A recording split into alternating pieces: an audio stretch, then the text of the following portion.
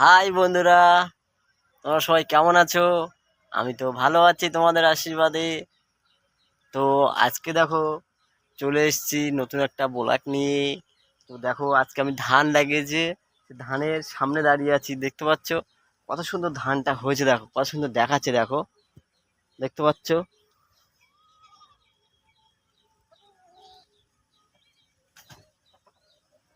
কত সুন্দর দেখাচ্ছে, দেখো ধানগুলো। তাহলে এই ধানের চাল দিয়ে এই ধানটা আমাদের কি করতে হবে? ধানটা আমাদের পুঁততে হবে, ধান তুলে ধান পুঁততে হবে, পুঁতলে সেই ধান বড় হবে, সেই ধান থেকে ধান উৎপাদন হবে, ধান উৎপাদন হয়ে তারপরে সেই ধানটা আবার কাটতে হবে, ঝাড়তে হবে, কত কাজ দেখো। তাহলে একটা ধান থেকে দেখো কত কিছু করতে হচ্ছে, করে তারপরে দুটো চাল করে তারপরে আমাদের খেতে হচ্ছে। কত খাটনি করতে হচ্ছে বলো তো আমাদের। তাহলে নিশ্চয়ই বুঝতে পারছো কতটা কষ্ট করে ধানটা আমাদের চাল করে খেতে হচ্ছে। তাহলে কটা লোকে আর কষ্ট করে? কয়েকজন আছে দেখো, তারা উপরে বসে শুধু চাল যত দাম বলে তত দামে কিনে নিয়ে আসে, আর আমাদের যদি 1 টাকা যদি বেশি হয় তাহলে সেটা আমাদের ফেটে যায়। কেন 1 টাকা বেশি হলো? কেন হবে? কিসের জন্য হবে?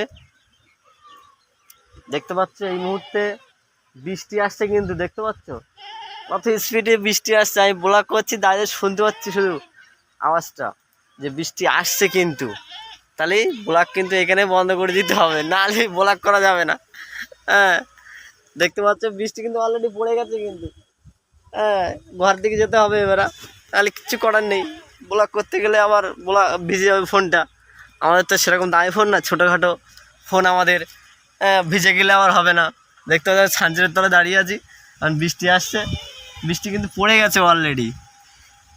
অলরেডি পুরো ছাগল টাগল সব ডাকছে কিন্তু, যে ঘরে আসার জন্য, যে ঘরে নিয়ে চলো, ঘরে নিয়ে চলো, সব কিন্তু বলছে কিন্তু। আর বৃষ্টি না হলে তো হবে না, আবার ধান পুঁততে পারবো না, অনেক কিছু প্রবলেম। বুঝতে পারছো? তাহলে আজকের এই বন্ধু রাখছি আমি, পরে ব্লগে দেখাচ্ছি, যে পরের ভিডিও দেখাচ্ছি যে কী হতে চলেছে, কতটা বৃষ্টি কতক্ষণ হবে জানি না। ভিজে যাচ্ছি আমি এখানে দাঁড়িয়ে দাঁড়িয়ে, ফোনটাও জল পড়ছে, আমি ভিজে ভিজে ভিজে ভিজে ব্লগ করছি, তবু আমি দেখাচ্ছি, দেখো।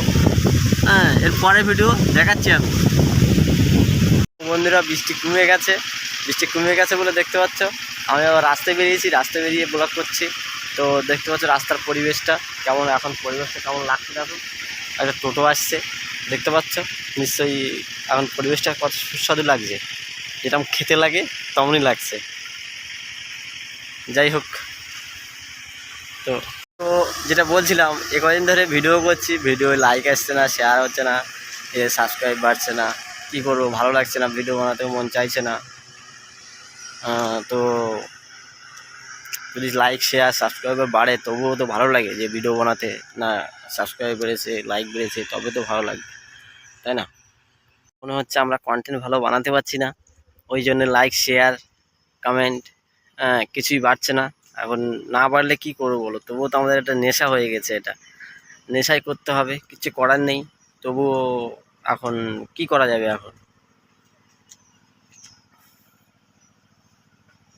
তো তোমরা লাইক একটা শেয়ার করে দিও, অন্তত ভিডিও বানাতে মোটিভেশন যাতে পাওয়া যায় সেটা করে দিও। যাই হোক, তো সবাই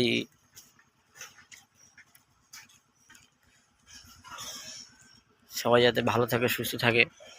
ভিডিও বানাচ্ছে, ভিডিও বানানোর আয়োজন করছে, আর আমি ব্লগ করছি। তোমার দিদিভাই কিছু বলবে নিশ্চয়ই, কিছু বলার জন্য হ্যালো গাইস, তো দেখো আজকে আমি ব্লগ দিতে পারিনি এখনো।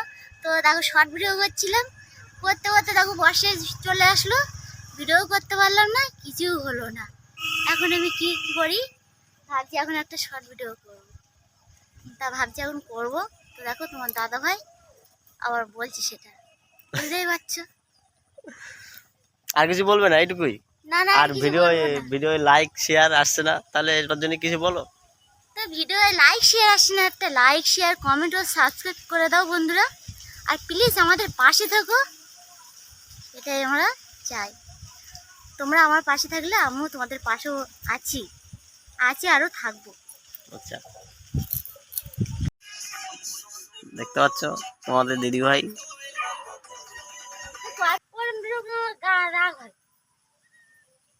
রাগ হয়ে যাচ্ছে, আমি ব্লগ করছি তাই রাগ হয়ে যাচ্ছে। আমি যদি আগে উঠে যাই, দুটো চ্যানেলে কোনটা আগে উঠবে কোনটা লাস্টে উঠবে সেটা দেখাতে ইচ্ছে নেই। হ্যাঁ, দেখতে পাচ্ছ।